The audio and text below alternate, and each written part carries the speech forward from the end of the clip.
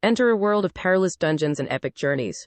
Meet Eon, an aspiring adventurer, and his legendary mentor, Tor. Together with the world's strongest adventurers, they face the daunting Mad Gate, but an insane god's machinations threaten to disrupt their quest. Trust will be tested and sacrifices will be made. Join Eon on a thrilling adventure, where dreams come at a price. A blue-haired boy stands in front of a dazzling portal, awing at the sight. With his sword sheathed and his allies surrounding him, he marches on into the light. Inside, when he sees the strongest adventurers defeat fearsome monsters, he can't help but be envious. Looking on at their dauntlessness and insurmountable power, he's left wondering only one thing: how can I become like them? These powerful adventurers that have the boy completely starstruck are known as the Four Horsemen. Nah, the simping goes crazy. Leaping forward in a monstrous dragon with her blade is the crimson-haired Alexandria, brutalizing the creature with one clean blow. Having the world adventurer rank of 4, her fierce personality is unmatched. Her extraordinary feat is followed by a fang-toothed beast of a man, who strikes his 4-pronged fort into the ground and lets out a purple burst of energy, sending the massive horde of goblins flying. This is Sildus, having the world adventurer rank of 5. While the boy is dazzled by the prowess of these members of the Horsemen, he is told by a brown-haired knight-like person to not drool over them so much and embarrass him. This is Tor, the world adventurer rank 3. The blue-haired boy named Eon, being Tor's personal assistant, apologizes to him for being so giddy about it, remarking that with the world's strongest being right in front of him, he can't help but get excited. Dude, get a grip, be cool. Having an optimistic smile on his face, Eon tells Tor that he wants to become just like him and the others one day, while the latter praises the boy about his dream being a worthy one. Silenus and Alexandria come marching there. The girl asks Eon if he has any mana potions left, while the man just wants to know if he brought along his snacks. Ah, classic men behavior. Of course, being a good personal assistant, the boy goes through his inventory and brings out a mana potion, along with a drumstick. Going off on the boys, the fierce Alexandria scolds Silenus for snacking at such a time and reprimands Tor and Eon for lounging around. She asks for two if they plan on only watching the entire time and think that the S+ rank dungeon is just a joke. Just then, a giant armored figure with glimmering hair shows up, being Arian, the world adventurer rank 2, and the last of the horsemen. He remarks that the dungeon doesn't really feel like it's S+ rank, it's really suffering from success.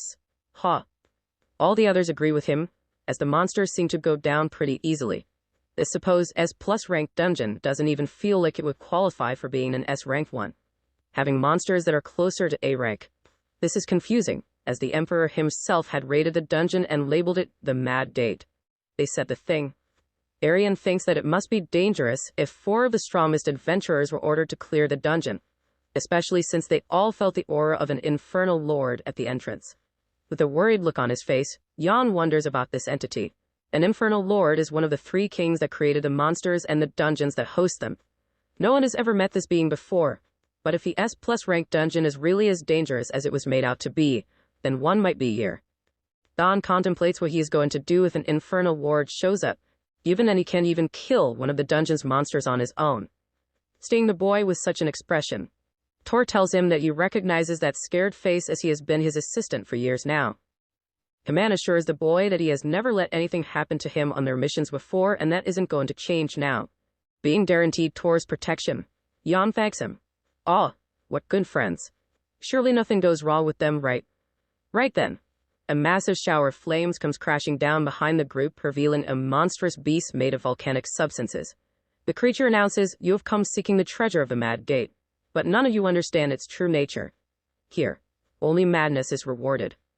Elsewhere in a whirling pool of galaxies, a mysterious figure sits atop a throne. With a grin on his face, he removes his hat, excited to see who makes it. The 4 horsemen stand prepared before the mighty beast, while Eowyn seems to cower away. Alexandria pulls up her sword, remarking how that's more like it. As she readies herself to take on the dungeon boss, the volcanic being makes his move. Suddenly, the ground below the girl shatters, erupting into a burst of lava. Caught completely by surprise, Eon is unable to move. Does Bro even do anything? Luckily for him, Tor notices this just in time. Holding his weapon in one hand, the horseman leaps to the rescue as personal assistant. He grabs the boy and gets him out of harm's way, revealing that the dungeon can manipulate the earth. Being carried away to safety, Jan can't help but be shocked at the tremendous pace of things. No, that you would already be dead if it wasn't for Tor. Dude has a personal knight in shining armor. With a dismayed look on his face, the boy then calls for Alexandria. Shut the hell up. A ferocious voice shouts out from amidst the endless screams of smoke. Out comes the girl, yelling to not piss her off even more than she already is. As she charges at the fearsome foe, Jan feels relieved that his comrade is alive and kicking, reminding his personal assistant that they are the four horsemen. Tor assures him that an attack like that won't be enough to take down Alex. However, he is a bit concerned as taking down the monstrous flaming creature standing before them would need a lot of power to do so. Coming down towards the rest of his allies, Tor proclaims that it's time to take the offensive. He tells Jan that he is going to have to let him go for now, but that you mustn't worry as they will kill this thing before it has the chance to get the boy. Getting motivated by his sir's words, Jan leaves for the ground, convinced that it will all be okay as long as Tor says so. However, he ends up snapping his ankle upon landing and bursts into tears, as the boy holds his leg in immense agony. A giant flaming projectile comes flying towards him. They got nukes. This time, it is Silenus who protects Jan by stopping the attack in its way by his giant four-pronged fork. The ferocious man then assumes a stance as if he is going to throw his weapon, confusing the boy as their foe is a volcanic creature. Silenus throws the fork bound with a purple aura at the dungeon boss, striking it at the torso. Sure enough, it goes right through the monster and lands on the other side. However, that was the intent all along, coming into contact with the ground beneath the beast. The four-pronged fork explodes with a massive burst of energy, shattering the area it landed on, getting his grounding removed right from under him. The dungeon boss sinks into the floor. Arian then arrives there, commending Silenus for his good aim, letting out an ominous green aura. To the point of almost being black, the armor-clad horseman calls out, "Death's grip." Suddenly, a dark shadow appears on the battlefield, looking exactly like the dungeon boss. Having been formed out of Arian's skill, the shadow envelops the flaming monster and renders it unable to move. While the beast is made to stay still, Alexandria comes rushing there. Shouting out to not forget about her, the girl announces that she's going to rip the giant shit to shreds. Oof, she making me feel things with the feistiness. Alexandria puts her feet into the ground and jumps forward, cutting up the dungeon boss's arms into stakes with her masterful sword skills. Looking on from above, Tor brings up his hammer, remarking how easy his fellows have made things for him. As lighting starts enveloping him and enlarges his weapon, the adventurer can't help but grin. He proclaims that the perfect target is one that can't move and comes crashing down the beast's head with his gigantic hammer. Sparks fly everywhere and smoke encapsulates the battlefield, leaving the four horsemen standing tall as the victors. Jan looks on, utterly awestruck. While the adventurers banter, the boy can't help but be impressed at how the four of them took down a dungeon boss that powerful like it was nothing. Though at this moment, he feels bad about himself and can't help but think that he just got in the way. I really am useless, Jan mutters with a disappointed look. Bro's going through his depression arc. Just then, an ominous voice congratulates the adventurers for their feat, announcing that they are as greedy as always for coming to claim his power and riches. Belonging to the Infernal Lord, the voice informs the four horsemen that they are very close, left with only one phase left between them and his dungeon's gift. Telling them that they all seem like such good friends, the Infernal Lord invites them to play a game. An altar covered by a purple cloth reveals itself, followed by the Infernal Lord instructing the four horsemen that the game will decide which of them will die. Picked amongst themselves, the person they choose is to be sacrificed on the altar, with the dungeon's gifts locking away forever if they fail to play the game. While Yim is overcome with a despaired look, the figure in the other realm pulls out two joker cards and proclaims, "Let's have some real fun. Shit's about to go down." With the Infernal Lord's words about one of them deserving to die still echoing in his mic, Jan asks Tor if they should just leave the dungeon. The boy hesitantly remarks that they wouldn't want it to close and trap them here when he notices something. His sir isn't even looking him in the eyes, as if overcome by a strong guilt. As he stares at his boss with disappointed eyes, Arian tells him that Tor understands what must be done. He proclaims that they are the four horsemen, the irreplaceable heroes of the world, while Eom is just Tor's errand boy of which he can always get another one. These words stab the boy like a knife, who panics and starts swinging around his sword, asking the four horsemen if they are all insane. Jan can't believe that they would sacrifice him just for the promise of the dungeon's gifts. He tells them that they are heroes who are supposed to be protecting the innocent, not murdering them. While the boy pours his heart out, the adventurers just look at him with indifference. Dudes would rather murder bro than listen to him right now. That's got hurt. Tears flowing down his face, Jan informs the four horsemen that he looked up to all of them and asks how could they do this, wondering if they really think that all the power in the world is worth what they are about to do. Suddenly, a blade pierces through the boy's chest. It is none other than Tor himself, who proclaims with an unforgiving voice, "Yes, it is." Jan's body then gets dragged by Silenus towards the altar, with his blood and tears splattering the ground. As the boy's consciousness slips away, he is left pondering why it ended up like this. Even Tor, who had promised that he would protect him, is nowhere in sight, living up to his word. While Eon's near-lifeless body lies on the altar, Arian instructs Alexandria to slit his throat. The annoyed girl approaches the boy, complaining about always being made to do the dirty work but sharpening her blade while she does so. Coming up onto the wheezing kid, the adventurer brings up her sword into the air and is about to finish the job. Suddenly, Eon unexpectedly moves, throwing away the sword from Alexandria's grip. The blade flies off and strikes Silenus in his face, cutting up his eye. Enraged, the girl grabs the boy by the throat and tells him to just give up and die already. Nope, getting a little too crazy for me. However, Eon doesn't seem to be scared anymore.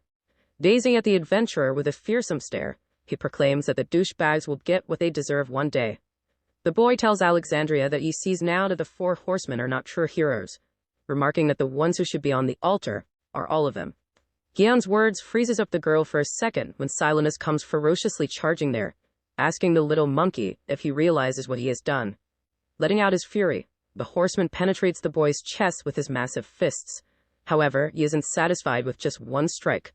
Continuing his bar ride for as long as he sees fit, Silenus rips apart the kid's body, all the while Arian and Alexandria look on with indifference, and Tor tries to avert his eyes from a gruesome death. Oh, now he feels remorse, fading away and closing his eyes. Eon doesn't regret the things that he said as they chose to kill him, hardly a thought.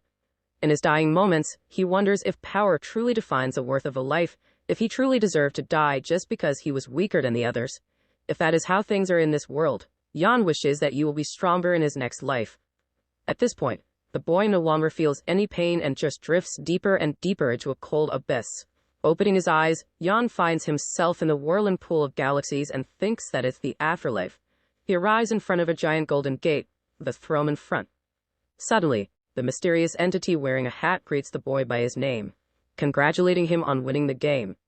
With an ominous energy bursting forth everywhere, the white-haired figure lets out a massive grin.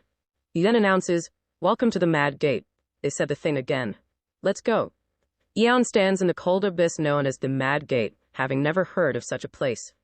The mysterious entity reveals that it is a place that exists at the border of logic and madness, being something that someone like the boy wouldn't be able to find. Hearing these words, it clicks for the kid. This voice is none other than the infernal lord that spoke in their heads in the S+ rank dungeon. Gritting his teeth, Jan says that it's because of him that he drifts off. Holding 2 joker cards in his hand and still grinning, the entity tells him to go on and finish his sentence. The man then reminds Eon that he wasn't the one who sent him here. Rather, his friends were the ones who performed the deed. Ouch, but I'm not holding back. Hearing these words, the boy is hit with the realization that the infernal lord is correct. The 4 horsemen had sacrificed him of the altar without any remorse, and for what? Power and wealth. Things that they already had in copious amounts. On laments that he looked up to such people in his past life and is feeling down. Suddenly, the hat-wearing madman tells him not to beat himself up so much and reminds the boy what he said earlier. Spinning his fingers around like a maniac, the infernal lord reiterates that Eon won the game, making the latter look on in pure confusion. Just explain already, dude.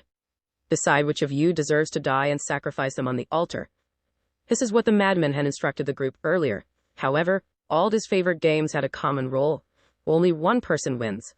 The one that would be least expected to win them. Plot twist. Pushing his hand deep into his magical hat that doesn't tear, the infernal lord pulls out a bunch of glowing keys. He announces that as the winner, he grants Eon the power of the Mad Gate. His power. Listening to the man continuing to rant on, the boy asks him just who he is. The entity responds with a massive grin and glowing purple eyes, revealing that he is the infernal lord of insanity, the Mad King. Eon then questions if any gift given to him wouldn't just be wasted, given that he was killed. Man does have a point. Ralhan declares the man, proclaiming that the boy can be reborn into a new life, one where he is strong, As the four keys jam together and glow even brighter, the infernal lord sits back on the throne and reveals that this gift doesn't come without a price. Like all good things, it requires a sacrifice. In this case, it is the fact that the Mad King's powers rely on insanity. So, using them too much might end up making Idun slip away from sanity to madness. Though, the infernal lord is of the view that the sacrifice is far better than just staying dead, and asks the boy what he thinks. Will he accept the gift and become strong, or will he embrace the lonely void of death? These options are presented to the kid that was betrayed by his supposed friends not too long ago. Surely this is an easy enough choice and stupid morals don't get in the way, right? Staring at the keys to the Mad King's powers lying before him, Jan thinks back on how he has been expendable his entire life. Everyone called him useless and weak, and maybe they were right. Despite this, the boy never stopped trying and thought that by working for someone as strong as Tor, he could learn something. However, nothing changed in the end, and he just fell victim to the greedy douchebags. Originally supposed to finally return home after the dungeon, Jan was deprived of his yearning by the irreplaceable heroes and the four horsemen. With a ferocious look on his face, the boy proclaims that he will show them and asks the Mad King to give him his powers. Finally, Dobu choice, no longer caring what it takes, Jan just wants a return so he can show everyone that he can change. And so, the kid grasps the shining keys, beginning to glow the same purple glow in his eyes as the infernal lord. Right as the keys enter Eam's grip, the very fabric of the dimension he stands in starts to shatter. The Mad King lets out the widest grin, with his entire being and especially eyes glimmering with a purple aura. He declares the accord between them to be perfect, assuring the boy that he has made the right choice. Then, the gigantic golden gate behind the infernal lord starts to open, shining a bright light onto Eon. Getting up from his throne and walking towards the boy, the Mad King tells him that as one day ends, another begins. Crossing Eon, the man bursts into a crazed laughter. Throwing the 2 Joker cards he was playing with into the air, he expresses his excitement to see how Eon does in his new life. The light from the golden gate continues to erupt and envelops the boy, all the while the Mad King's laughter echoes into the shattered dimension. At this moment, Jan can't help but wonder that if the second chance is real, could he really do it? With the 2 Joker cards dissipating into the blinding light, the boy questions, "Can I prove all of them wrong? Has some confidence, my guy." Over the 4 horsemen. They stand over the boy's bloodied body placed atop this sacrificial altar, sensing the infernal lord's aura to have disappeared completely, with nothing happening. The group is left wondering if they got played by the voice and think that there was never any reward, while Tor questions if they killed Eon for nothing. The rest want to go around checking to see if anything has changed. They really couldn't care less, lol. Arian insists that Silenus get medical attention but gets told to screw off by the beastly man, covering his bloody eye with a piece of cloth. Near the altar, Alexandria starts walking away, complaining about the mess of the boy's body. Tor also towers over the kid's corpse there, and is told by his fellow horsemen to come along, even if there is nothing that can be done now. As the 4 adventurers march off, Jan's body starts to ooze out a purple aura and his blood begins to stir around. The boy then sees an alert, congratulating him. A menu appears in front of Eon, informing him that he has been gifted the system of the Mad Gate by the Mad King. This is followed by a prompt that tells the kid that he will be reborn at level 1. As the boy wonders what Eden means, he suddenly remembers. The crazy infernal lord had really done what he said he would and brought him back. Remarking what a miracle it is, Jan gets up and feels relieved that the Mad King wasn't lying. Lying on a mountain of corpses, the boy wonders where he is, making the mistake of looking around. Utterly startled, Jan is left confused on why there are so many dead bodies around him. Just then, the menu from earlier gives him a new tutorial quest. It says to exterminate the 20 raiders that pillaged Pulrose village, and shows him his current progress of 0/20th. Even more baffled than before, he doesn't understand what raiders the system means. Suddenly, Jan turns back and witnesses a sight of a village enveloped in giant flames. "It can't be," he mutters, while the mannequin looks on, wondering excitedly how the boy is going to play this. Man's more excited than the revived Yude. Eon tries to understand what's going on, when a blobby creature comes out of his menu window, scaring the ever-living crap out of the boy.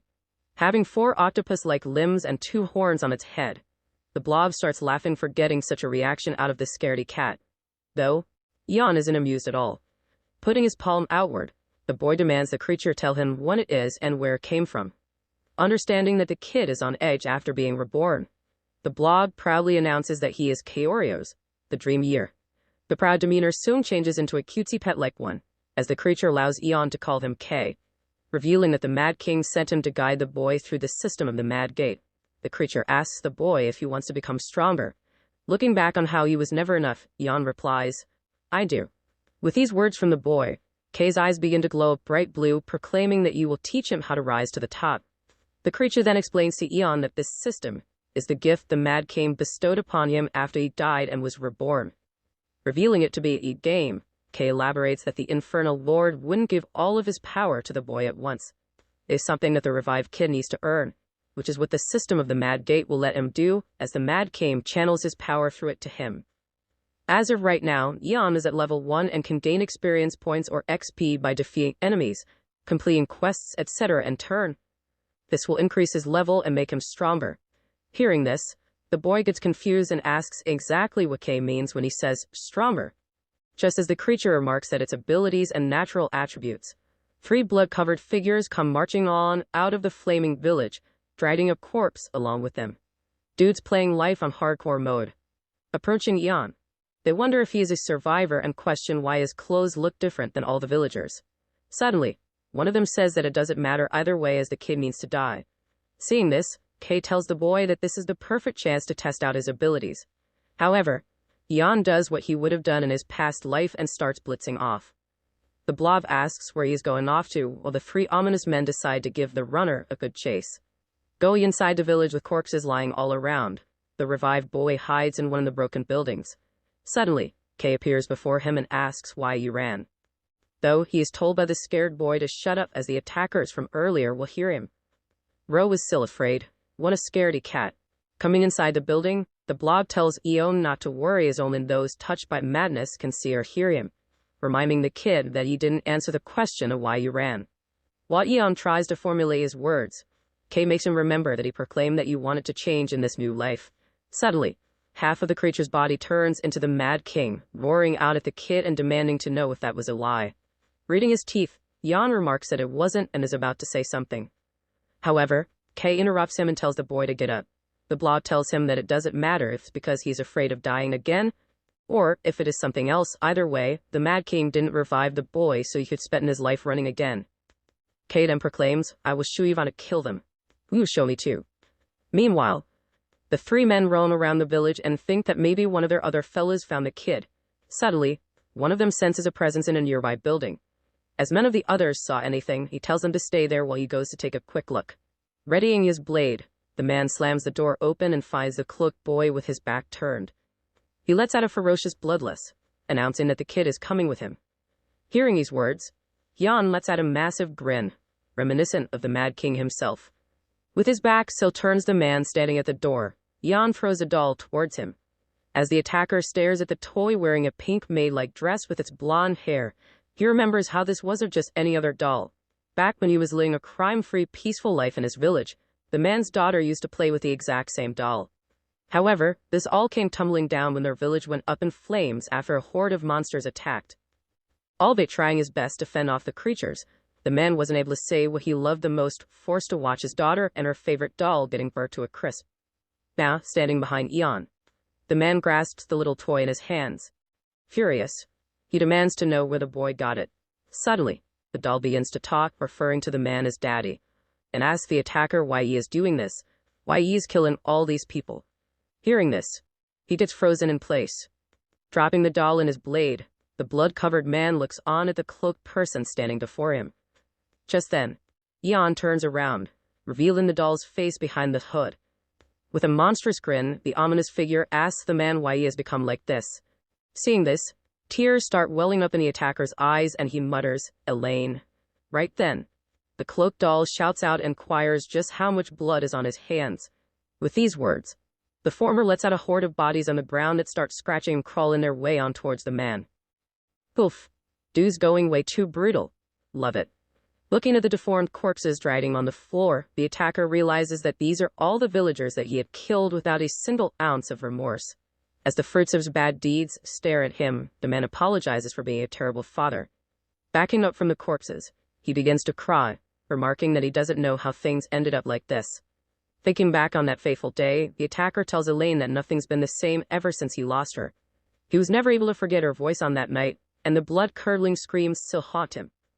While the monsters lit his house and dragged him off, Elaine kept shouting out for her dad to help her from burning, but never got the help she needed. Since that day, the man doesn't know what happened to him, but he has completely lost himself. With a creepy smile on his face, the attacker now faces the corpses, asking the cloaked Elaine if she can forgive him for what he has become. Suddenly, a sword pierces his neck from the left and goes out for the right. Ouch, that sounds a little painful. No. Left in a mess of blood and tears, the man falls dead to the floor. Pulling out his blade, Jan tells the attacker that unfortunately, there is no forgiveness for a murderer like him.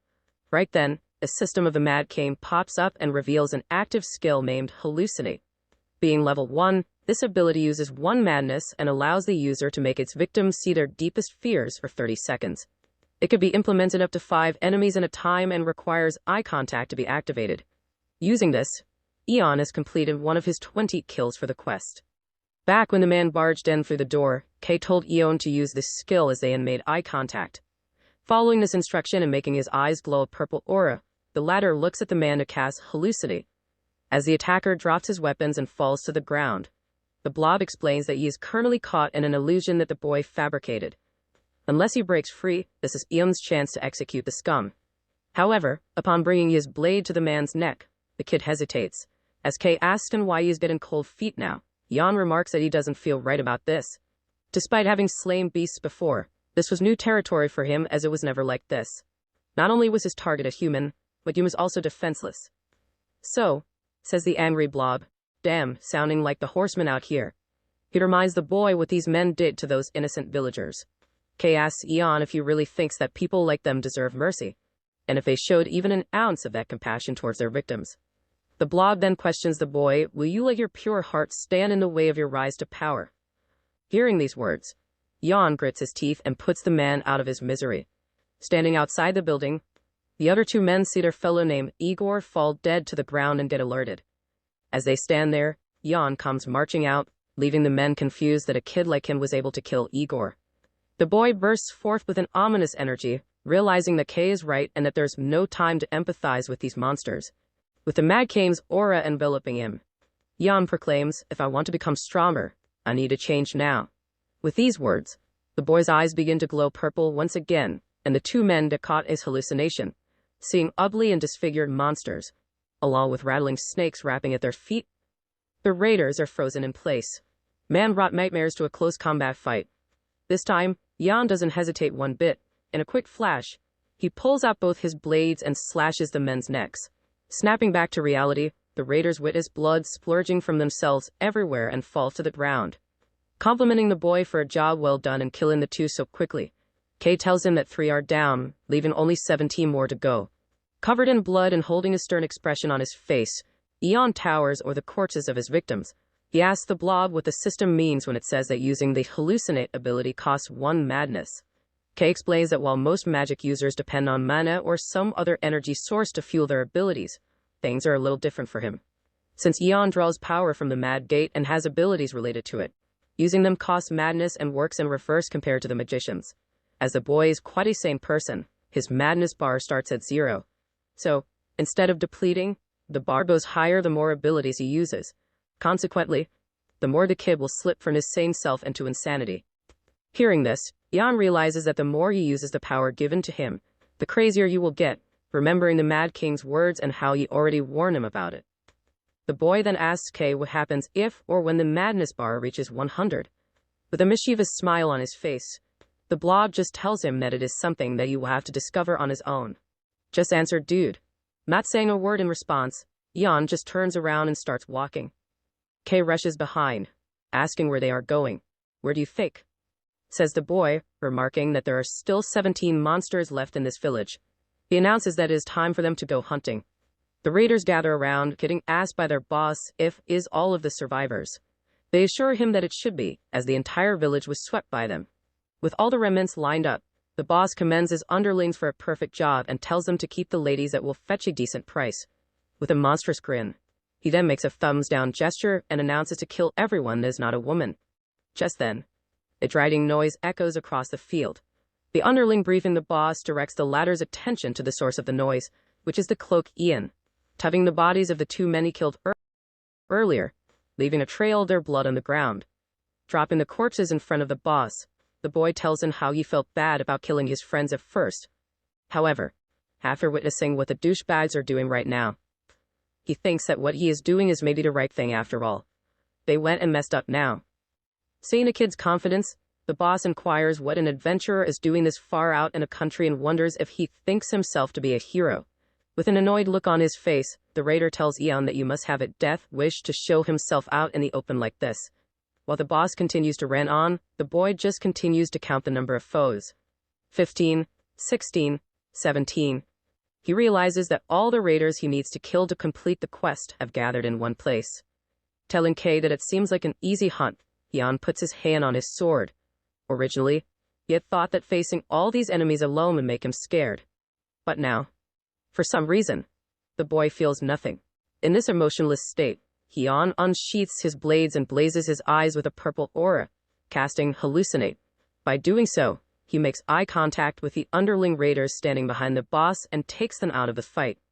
Actual cheat codes, dude, what the heck? Left without anyone to jump in before him, the latter takes out his two blades as well and prepares to fight the adventurer. Ian rushes at the raider, and the four swords shear between the two collide, holding the blades at a standstill. He asks the boss if he is proud of what they are doing by picking on the defenseless. Breaking up the impasse, the raider leaps back, remarking that he does what you must as it is an opportunity for him. Hearing this, the boy thinks that the boss sounds just like Tor. Bursting forth with an unprecedented fury, Jan proclaims that people's wives aren't just stepping stones. Suddenly, he changes his target from the boss and leaps towards the frozen underlings while the raider questions why the boy is stopping. Of course, Jan is just cleaning up the battlefield before his hallucination skill expires. Masterfully swinging and swerving his two blades, the adventurer cuts up the unmoving raiders into little pieces. No mercy. Damn. Witnessing this bloody sight, the boss gets startled. Wondering who the hell the kid is, he doesn't understand why they aren't able to stop him. In a panic, the boss hurries his underlings to shoot Ian. Following the command, the raiders bring out a gigantic cannon, loaded up on the shoulders of a massive man.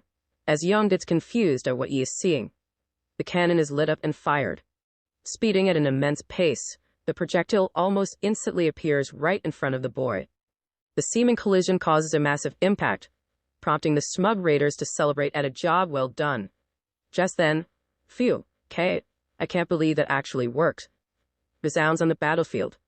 As the huge cloud of smoke dissipates, it reveals an unharmed Eon, standing right there, holding the cannon's projectile in his aura-enveloped hand and telling the raiders that they are really good practice. The aura that surrounds the boy's hand right now is the level 1 skill named Infuse, using Free Madness. It allows the user to infuse a body part or object with corrupt energy, temporarily enhancing the infused part's physical damage and strength. At this point, Eon has completed 9 out of 20 kills for the quest. Grasping a projectile tightly with his claw-like aura, Eon brings it back towards himself and takes a stance. He then tells the raiders to catch, throwing the projectile at them faster than the cannon did. The boss barely manages to avoid it by jumping out of the way, but his underlings are just left frozen in place.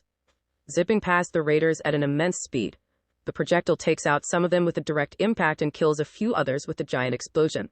Startled at defeat, the boss wonders what is up with the kid's claw-like arm. This kid, he is thinking when the onslaught continues. Eon charges at the remaining raiders, ripping apart one of the faces with his ferocious aura-infused limb. With the quest progress being 16/20ths, the boy leaps at another man, slashing up his chest. And now they're with free, as the boss finishes his thought. Is he a monster? Well, how the turntables, people used to call him useless and stuff.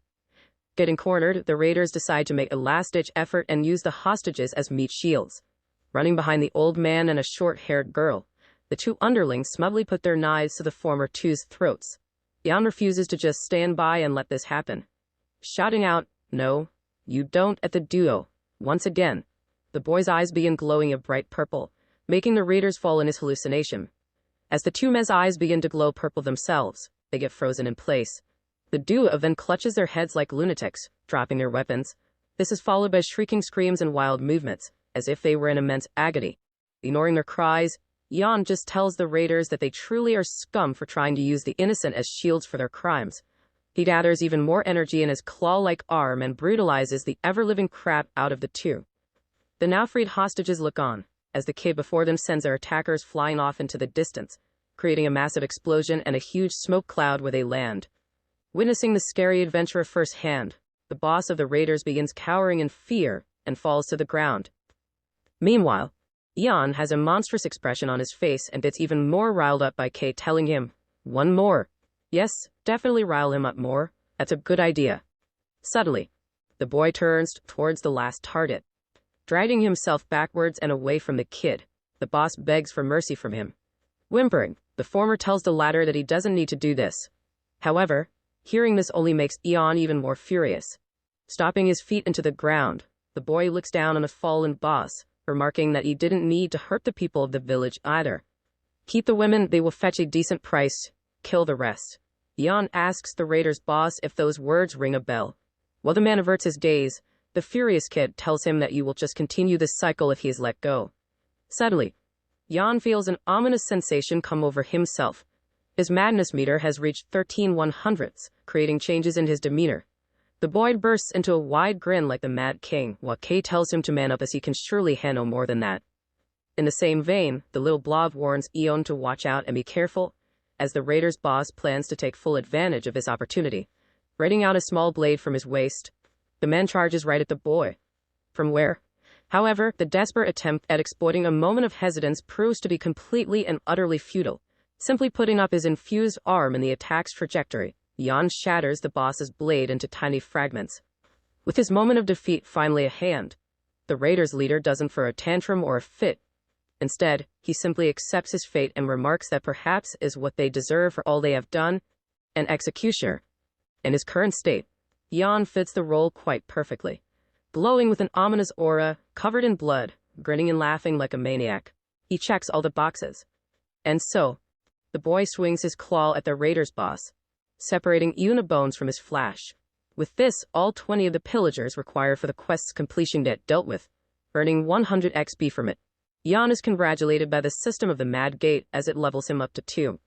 Somewhere in the world outside, a brown-haired lady wearing a knight armor, awfully reminiscent of Thor, apologizes to a grandma and a little blue-haired girl that looks like Eon. While the granny tries to console the crying child, the latter continues to well up with tears. The former explains that the strongest adventurers were with him, so it must have been quite a fight.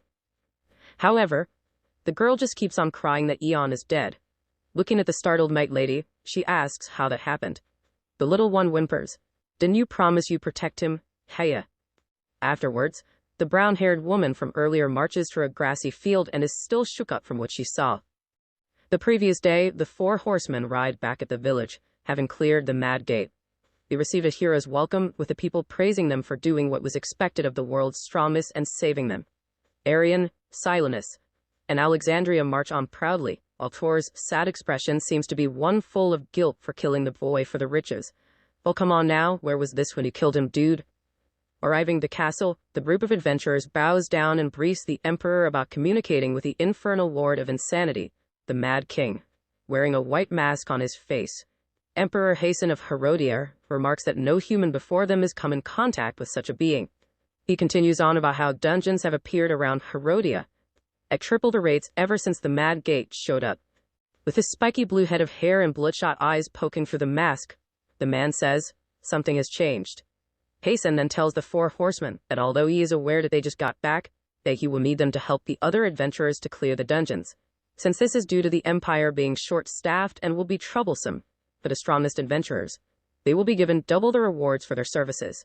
While Arian assures the Emperor that they will do their best, Tor continues to look down at the floor in a state of empty-mindedness. Observing this behavior from Tor, Hazen calls out his name. As the man gets startled, the Emperor asks him what he feels about their victory over the Mad Gate. Hearing this, Tor thinks about what to say and remarks that it was unsatisfying. With a cool and calm demeanor, Hasten just lets out, "I see," dismissing the 4 horsemen. Marching on out of the castle, the group of adventurers is met with a knightly woman. Stopping her feet, she tells Tor that she doesn't see Eon with him and angrily asks where he is. These words hit like daggers for the man. who seems to be full of guilt for sacrificing his personal assistant and friend inside the mad gate. He's gone, remarks Tor, walking past Hia and apologizing to her for not being able to protect Ian. Someone give this guy an Oscar. These words leave the woman frozen in place, not even having the courage to ask what happened. Back in a grassy field, Haya thinks about how Ian is a part of her past and a side of her that she has long since cast away. Putting her palms against a hill, she remembers always thinking that the kid would live a long life. Looking back on all this makes the knightly lady absolutely furious. Clenching her teeth, she shouts out in frustration and throws an earth-shattering punch at the hill. As the smoke from the impact settles, Haya feels the weight of Ian's life bearing down on her, despite not being there when he died. When the two were younger, the boy used to give the lady flowers and took an oath that he will always be here. However, as they grew, Haya became stronger. This time, it was her to swear that she would protect Ian. Though things became complicated as they grew even older, and the boy got left even further behind. Holding his hand out behind the lady as she marched off, he so desperately wanted to reiterate his childhood oath but was unable to even fake being tough. Now once again, it was Haya swearing to do something for Ian, to avenge him. And so she was off stopping away from the massive trail of destruction left behind by her, worthy of her title as the rank 1 world adventurer. Had he been saved by Ian, the surviving villagers shower him with their gratitude. The boy gets flustered and tries to play it off, telling them that it was no problem at all. He is about to say something more but is caught off guard as a girl begins to cry. Huffing and puffing, she tries to say that all of them would be dead if it were for the boy. As Ian hears this, he smiles a bit. Looking down, the boy remarks that he knows what it feels like to be helpless in a situation of hopelessness. With a gentle smile, Ian expresses how glad he is that he got there just in time. Filling all the villagers with hope using his uplifting words, the boy tells them that they should give the fallen a proper burial. The next morning, a wild gust of wind blows over the buried villagers' graveyard. Wishing Ian good luck on his journey, the survivors promise him that the village will be rebuilt the next time he visits and that the ultimate feast will be prepared for him. Smiling giddily, the boy waves them goodbye, remarking that he looks forward to it. So freaking wholesome. At this moment when the villagers wave back at him, only one thought is running through Ian's mind. Is this what it's supposed to feel like, being a hero? Heading off and remembering the scene of his death, the boy tells Kay that he wants to be stronger. He wants to do it so he can become a top adventurer and help even more people. And the image of the 4 horsemen pops up in his brain. While the boy goes deep in thought, a smug Kay hovers over him, remarking that he gets it, and that there is no need to be such a crybaby. The blog then proclaims that this is only the beginning, telling Ian that we will make him the strongest. So, over the next few weeks, the boy focused on leveling up, from slaying monstrous creatures to returning tabby cats to their owners to complete quests. He did everything that would grant him XP. Leveling up to 3, he acquired quite a few attribute points and new skills. There are 5 attributes: intellect, strength, agility, stamina, and spirit. Whilst having 5 points in the first 4, Ian has 10 points allotted to the 5th, putting even the 11th in it. He wants to put more points into spirit because Kay told him that it would increase his mental fortitude, which will help combat his descent into madness as his madness meter goes higher. The boy needs it as well, because despite trying to use the Mad King's powers sparingly, he realizes that his own strength is far from enough. Sounds like a skill issue to me. Even now, Ian is surrounded by the corpses of smaller beasts and monsters that he took care of with his blades. However, when a gigantic horned creature shows up, he is forced to rely on the system of the Mad Gate, using the infuse skill to bring out the ominous claw. Leaping into the air, Ian uppercuts the massive beast with a thunderous force. As the monster splatters blood everywhere from its mouth, the boy envelops his leg with the Mad King's energy as well. Following up his fists, he lands a rocking kick on the beast. The impact from the blow is so great that the huge monster is sent flying like a pebble, eradicating even the countless trees in the forest while moving through the air. And so, bursting forth with the power bestowed upon him by the Mad King, Ian is able to stand in the arena with opponents he could never even imagine facing before. Standing witness to the destruction caused by himself, the boy lets out a massive grin, getting riled up by the exhilaration of witnessing his own ascension. Having reached 27/100th madness on the madness meter, Ian thinks that it won't be long until he catches up to Tor, or will it? After all, quests and monsters can grant only so much XP. 1 month passes after defeating the raiders, and Ian stands at a pier. Kay remarks that the best way to become stronger and get better gear is to clear dungeons. Why did they not think of this before? Following this, the boy boards a large ship belonging to the Silver King's Guild, ready to embark towards the new dungeon, the Underwater Kingdom. On board the ship, a voice calls out for Ian. It remarks that you must be their new mercenary adventurer, making the boy look in the direction it is coming from. As the boy does so, he sees a man thunderously jumping atop the deck. This is Falcon, the leader of the Silver King's Guild. Wearing an eye patch and smoking a big cigar, the furious man scolds his guild members, telling the idiots that he told them about not needing outsiders for help. Upon hearing this, a curvaceous glasses-wearing lady named hellI lets the boss know that they had the budget for it. Being the second rank amongst the Silver Kings, she remarks that getting the outsider was necessary for a dungeon of this caliber. A green armor-wearing man named Wen, the third ranked in the guild, responds to her, asking if they really needed 2 mercenaries, out of which one is a kid. Kay pouts at the insolence, while Eon tells the 3 top ranks that he isn't a kid. Letting out a big smoke cloud from the cigar, Thothan replies that they are talking about him. Suddenly, they hear some shouting on the ship. A blonde-haired kid is devouring large amounts of food like it is his last day on the planet, while the guild members of the Silver Kings scold him for doing so as the food was meant for their leader. While Eon and the others look on at the commotion, the smug kid just pokes his own nose. He tells the guild folks that if that is really the case, and maybe the boss should fight him for it. This cocky blonde-haired individual is the other mercenary adventurer besides Eon, named Leo, a mysterious entity. As the guild members prepare to make the little brat pay for his cockiness, Falcon remains unamused. Calm and collected, he puts his hands in his pockets and announces to set sail now that everyone is here. Wen appreciates how lively things have gotten already, while the pouty Kay and Yeon wonder if this Leo is too young to be an adventurer already.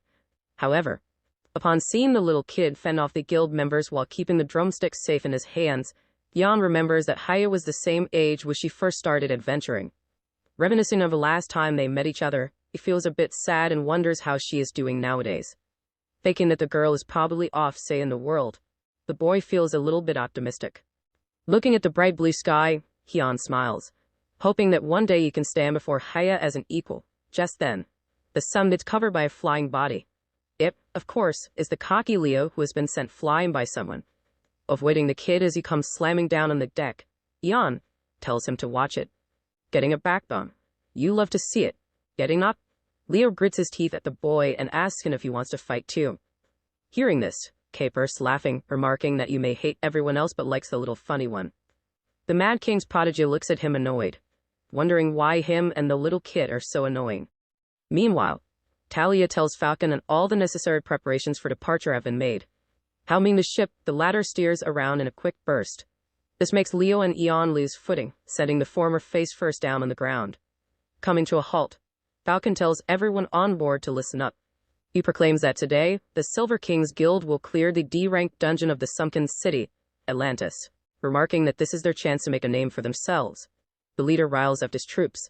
He announces that clearing Atlantis is only the beginning of their ascension, with the end goal being to become the greatest guild in all of Herodia. Lighting up a new cigar, Falcon tells his guild members that if they follow him, it will go down in history as heroes. While the Silver Kings cheer and rally behind their leader, Jan wonders how a guild that is still clearing D-ranked dungeons has such abundant resources. Thinking back to his time with the Four Horsemen, the boy is reminded of Tor in a few ways by the guild master's ambitions. Suddenly, the usually upbeat Kay seems to hold stern for a moment. What is wrong with bro?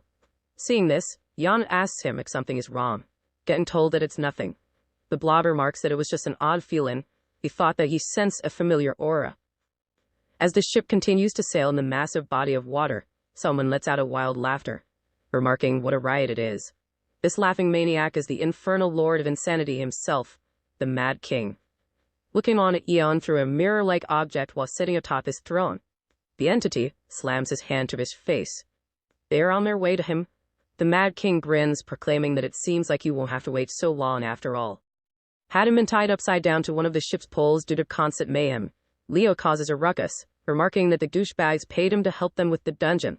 The kid demands to be let down and untied or else he would make them regret it. Though, all the shouting in the world doesn't make a sinful soul stop to help him down. Furious, the mercenary adventurer continues to move around, cursing out the guild members as he knows that they can hear him. Standing by the kid, Jan is holding some food and drink. He tells Leo that what he is doing now won't get him help from anyone, getting screamed at in return. The latter remarks that he didn't ask for advice from a twerp, demanding to be cut down from there. With a gentle smile on his face, the boy just says that it's against the captain's rules to do so, while Kay looks down on the kid, annoyed at who he's calling a twerp. Just then, Jan pops open the cap from the bottle he was holding and tells Leo that he still wants to help him however he can. What a sweet guy. Trying his best to act like he doesn't care for the friendly gesture, the kid just pouts and says, "Fine. Whatever." The boy then puts the drink up against Leo's mouth and ends up spilling it everywhere, annoying the kid instead. As Jan apologizes for the splash and blames it on the little one being upside down, Kay looks on in disappointment at the two idiots. Afterwards, the two adventurers hold a conversation. Sitting down beside the tied-up Leo, Jan remarks that he hasn't heard of a name like his ever before in southern Herodia. The kid remarks that it's because he is from the north, revealing that he was a farmer before he became an adventurer. Getting excited hearing this, Jan tells Leo that it was the same case with him, with the difference being that the kid is a lot younger than the boy was when he started adventuring. While on the topic, Jan questions the little one why he started so early in a profession where the lifestyle just reeks of danger.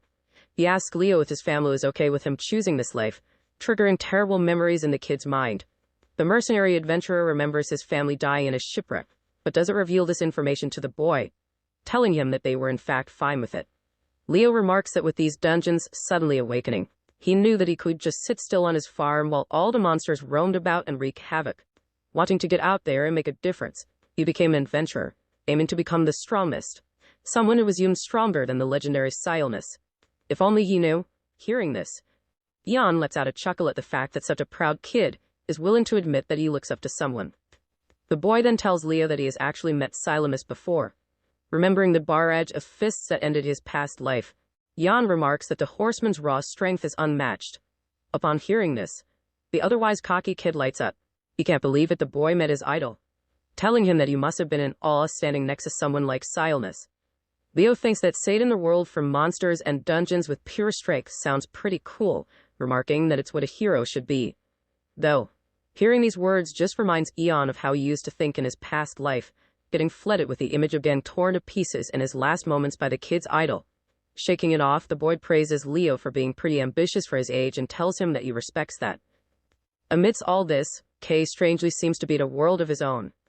Seriously, someone check on bro. Suddenly, one of the lookouts announces that they are approaching a maelstrom ahead. Falcon listens to this and remarks that they are finally here, telling the Silver Kings to get to their stations. Everyone rushes off. And so does Eon, leaving the kid tied upside down to the pole. Watching them helplessly, Leo shouts out at the boy to wait and cut him down first. Though, Eon just stands near the sail, getting distracted by the sight ahead.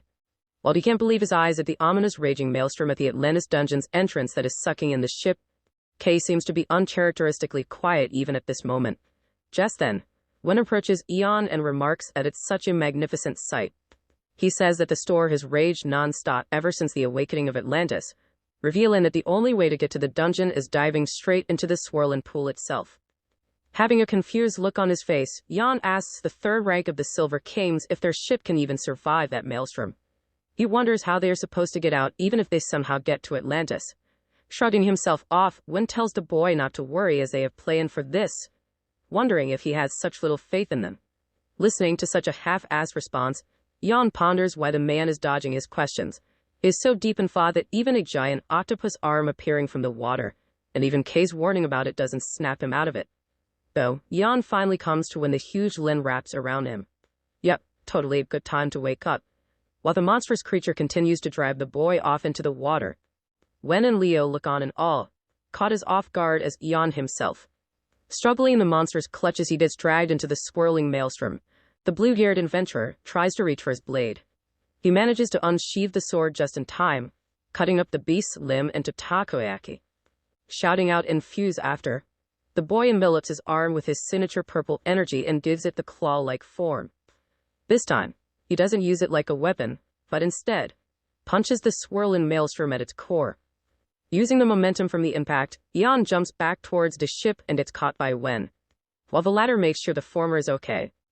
The boy just breathes a sigh of relief that he is still alive, getting praised by Kay for his smart use of infusion. The third-ranked Silver King member looks at Eon's infused arm, wondering if this is magic of some sorts.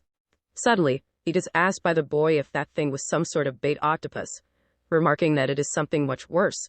The confused Wen reveals that it's a kraken. He wonders what the hell a legendary monster of that caliber is doing around here, guarding a mere D-rank dungeon. Just then, another limb pops out of the water and takes a guild member down into the water. What follows makes everyone on board the ship freeze up for a moment. Several more giant kraken limbs erupt from the ocean, sending rippling shockwaves across the water. While Falcon issues a command to the Silver Kings to attack, Jan stands before the beast, wondering how they are going to kill it. IDK, shouldn't you know, dude? His train of thought gets interrupted, though, by a loud Leo shouting out his name. The kid asks the boy to hurry up and cut him loose, urging Eom to believe him when he says that he can help them. Eom listens and heads to free him, ignoring Wen's instructions to not do it, proclaiming that now is not the time to be fighting amongst themselves. The boy cuts up Leo's ropes with his infused claw. We need all the help we can get, don't you think? Eon tells the man, uttering no words as he knows that the boy is right. Wen stands there silent. Right then, hellI calls out for a fellow guild member, shouting at him to look behind. However, it is too late to react as the kraken's limb has slithered too close to him. Before Wen is able to move at all, Eon has jumped behind him. Using his infused claw, the boy pops the kraken's limb like a balloon. Witnessing this immense power up close, the third-rank guild member is stunned and questions where Talia found such a guy. Another guild member gets grabbed by the kraken during this, prompting Eon to jump for him. Seeing this, Kay tells him that he can't save everyone, it should instead focus on killing the monster. This enrages the boy, who doesn't plan on standing by to watch these people die. Suddenly, an eerie sensation comes over him and Eon hears a voice, telling him that Kay is right. Getting overwhelmed by the ominous feeling, the boy falls down to the ground in agony. Their sacrifice is necessary, to save everyone else. The Mad King's voice talks to him. While his madness meter goes up to 3100ths, let the descent into madness begin. During this time, Wen shoots down the kraken's arm and removes its hold on the guild member. Though, it ends up leaving him right above the water and screaming for help. In a flash, someone grabs onto the man and saves him. Laughing out loud, this figure smugly tells the guild members that he told them to let him go earlier and demands that they better thank him when he blasts the big squid to pieces. It is Leo, who is holding a giant magic scroll in one of his arms and the guild member in the other, riding a massive flaming phoenix. Having been overcome by a maniacal madness not too long ago, Jan feels relieved that Leo is here to pick up the slack. However, even the kid's presence is not enough to manage everything. Another quick strike from the kraken captures a guild member again, overwhelming the battlefield once more. This time, Falcon is the one to save the day. Cutting up the beast's limb with his blazing sword, the guild leader issues an order, slay this kraken. Hearing the command, Jan remembers Kay's words about killing the monster and his own proclamation of wanting to get stronger. The boy realizes that he needs to trust that the Silver Kings can protect each other, deciding to focus on what he came here to do. Marching on with his infused claw, Jan calls out for Wen, telling him not to let anyone else die. The boy announces that he would be one to end this monster and jumps right in towards the maelstrom. In the middle of his jump, he gets his arm caught by the airborne Leo. Reiterating Eon's words about killing the kraken, the kid tells him to get in line. Flying around, the boy reveals that the only way to slay the kraken is a blow to the crystal on its forehead. Eon asks Leo to take him closer to one of the beast's tentacles. Is bro crazy? As the latter gets confused, the former questions if he trusts him. The kid is about to say that he doesn't since he just met Eon, but stops mid-sentence. He remembers everything that the boy did for him ever since getting on the ship. From sharing his drink, to cutting him loose, Leo bits a soft spot for him and follows his instruction. Flying close to his requested tentacle, the kid lets Eon go. Charging headfirst at the monstrous beast, the Mad King's prodigy realizes that what he is doing is actually really crazy after all. Pulling out his blade, the boy grapples onto the kraken's tentacles. As he slides through the beast's limb, Jan tells himself not to think about how dangerous this is, given that he just needs to act in order to save everyone. Of course, the kraken wasn't going to let someone cut up his tentacle for free. Getting angst, the beast swings at the boy. Kay sees this and warns him. So Eon jumps right out of the way and lands onto the limb that the monster swung at him. Duzakir styling on the beast. Though the kraken doesn't have only 2 tentacles, swinging once more, the beast almost catches the insect scratching away at him this time. Almost, Eon leaps away, making the monster strike himself. While this is going on, Wen and Falcon are on the ship, talking about how the kraken has stopped attacking the ship. The two have no clue why that is. What they do know is that the beast is only interested in Eon right now for some reason. Getting uneasy due to the boys' shenanigans, the Kraken starts going wild in the body of water. Leva flies around in the sky, frustrated that he can't get close to the beast. Ian uses the beast's tentacles like a skiing range and slides around, getting closer and closer to the crystal that will end the beast. However, all the hope comes tumbling down when the Kraken swings and doesn't miss. Catching the boy with a direct hit, the beast finally sends the pesky end flying. That must feel good? No. Falcon, Wen, Leo, and Kay all get stunned at the sight, while the Mad King bursts into a maniacal grin. And so, Yon falls into the deadly swirling maelstrom. Where's bro going?